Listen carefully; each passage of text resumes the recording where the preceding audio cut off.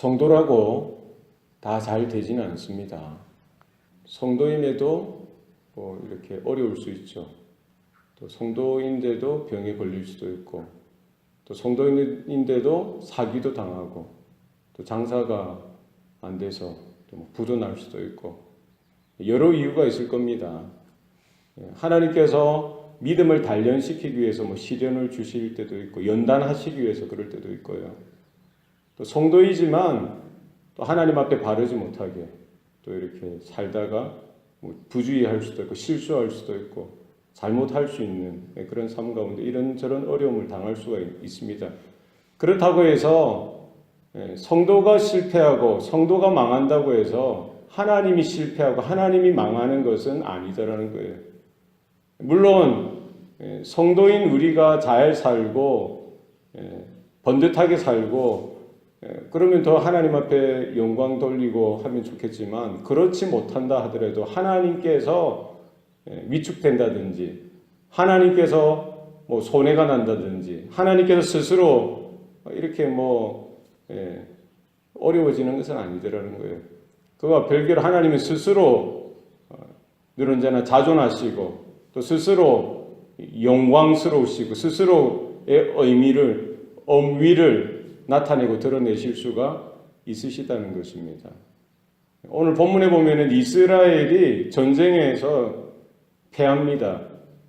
전쟁에 나가기만 하면은 지는 거예요. 한 번의 전쟁에서 4,000명이 죽었습니다. 또 다른 전쟁에서 3만 명이 죽었어요. 거기에다가 여호와의 언약궤, 법궤를 블레셋에 빼앗겨 버립니다. 그리고 그 전쟁에서 제사장이 둘이나 다 죽고요. 또 그 소식을 전해들은 엘리 제사장도 엎드려져 죽게 되죠. 이스라엘에 큰일이 벌어진 겁니다. 누가 봐도 이건 망한 거죠. 이래 될 수가 있습니까? 그것뿐만 아니라 블레셋에 언약궤를 빼앗아 갔죠. 그것을 어디에다 둡니까? 아스돗이라는 곳에 그 다곤 신상 옆에다 두는 거예요. 모든 것이 망한 것 같고 모든 것이 패배한 것 같지만 하나님이 패배하거나 하나님이 망하신 것은 아니라는 거예요. 어떤 일이 벌어집니까? 아침에 가보니까 다곤 신상이 땅에 엎드러져 있어요. 다곤 신상의 머리가 땅에 엎드러지고요. 그것을 보고 이상하게 여긴 거예요.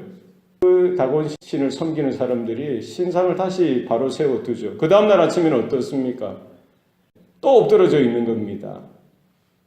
머리는 잘라져 내둥글러져 있고요. 두 팔목도 다 잘라져서 몸뚱아리만 땅에 구르고요.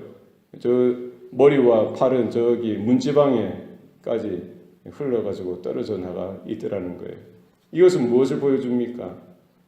블레셋이 아무리 강대국이고 아무리 잔혹해서 이스라엘을 윽박지르고 이스라엘과 싸워 이겼다라고 해도 그들이 여호와 하나님에 대항해서 싸워서 이긴 것은 아니더라는 거예요.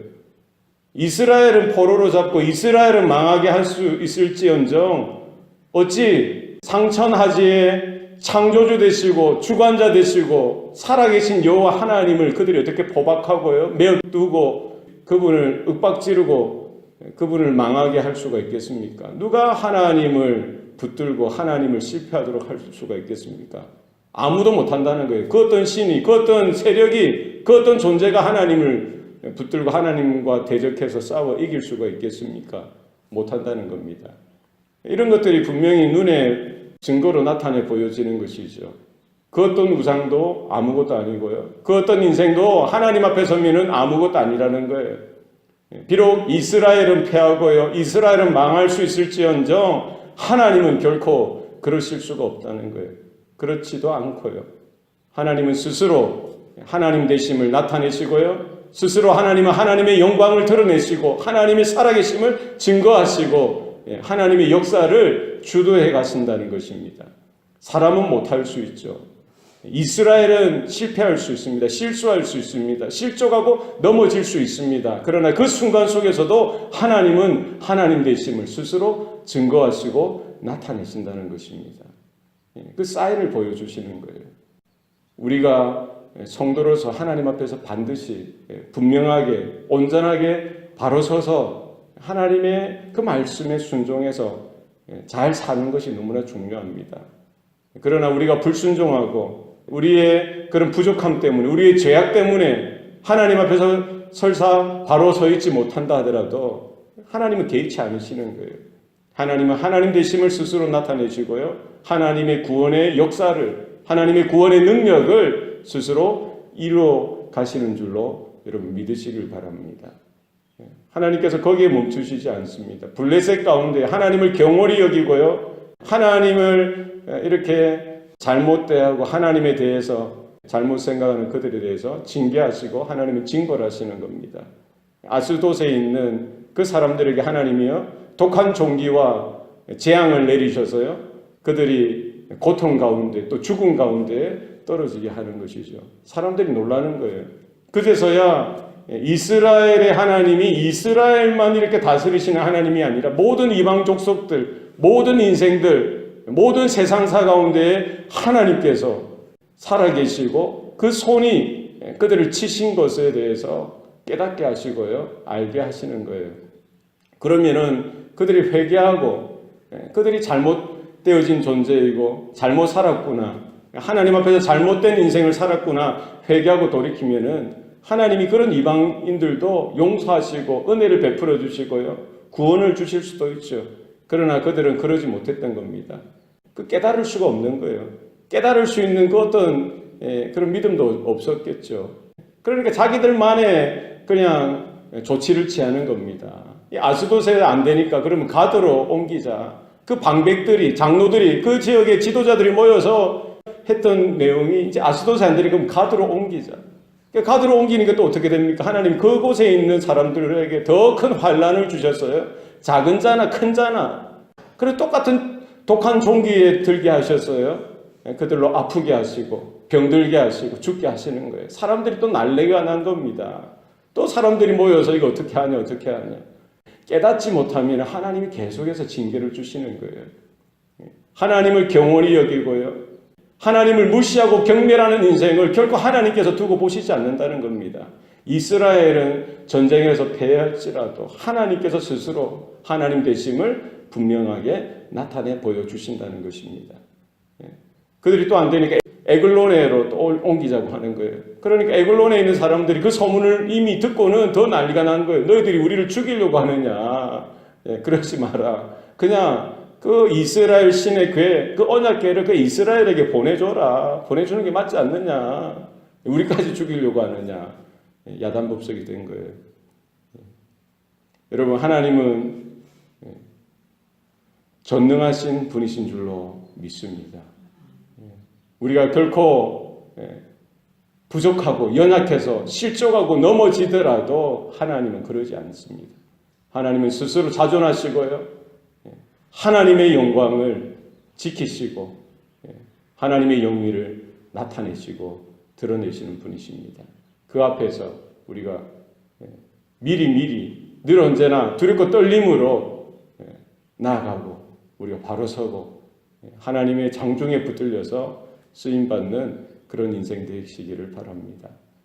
언약궤가 뭡니까? 이스라엘이 하나님에게 나아가고요. 하나님의 임재 가운데 나아가서 하나님과 영적으로 교제하고 하나님을 예배하고 하나님의 은혜를 받을 수 있는 하나님의 이와 같은 임재의 처소가 되었던 것입니다. 그 언약궤 옆에 나아가서 하나님의 임재를 경험했던 것이죠. 그런 언약궤가 이방인들이 함부로 탈취해서 자신들이 그 하나님을 포획한 것처럼 하나님을 포로로 삼은 것처럼 이렇게 당당하게 서 있을 때 하나님은 그들에게 뭘 징계를 주시고요. 하나님의 심판을 주시는 도구가 되게 하신 것이죠. 하나님의 임재는 믿는 자에게는 은혜의 자리요 구원의 자리이지만 하나님의 임재가 믿지 않는 그런 인생들 가운데는 오히려 반대로 심판의 자리가 될 수도 있고요.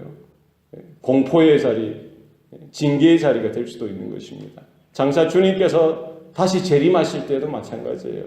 그 하나님의 영광스러운 그 임재 가운데 예수 그리스도의 다시 오심 가운데 믿는 자에게는 구원의 자리고요. 회복의 자리고 감사의 은혜의 자리가 되지만 믿지 않는 자들에게는 끔찍한 자리가 될 것입니다. 우리가 하나님 앞에 나아갈 수 있다는 것이 특별한 은혜요 복인 줄로 우리가 믿고 오늘 하루도 어떻게 하나님 앞에서 서야 할지, 어떻게 하나님을 향하여 우리가 믿음으로 우리가 살아야 할지 자신을 돌아보고 교회를 돌아보고 우리 가정들, 우리 자녀들을 돌아보면서 우리가 바로 서고 하나님의 영광에 맞는 삶을 살아드리는 저와 여러분의 오늘 하루가 되시기를 축원합니다. 기도하시겠습니다. 살아계신 아버지 하나님, 오늘도 우리에게 생명 주시고 또 은혜와 복을 베풀어 주시니 감사합니다.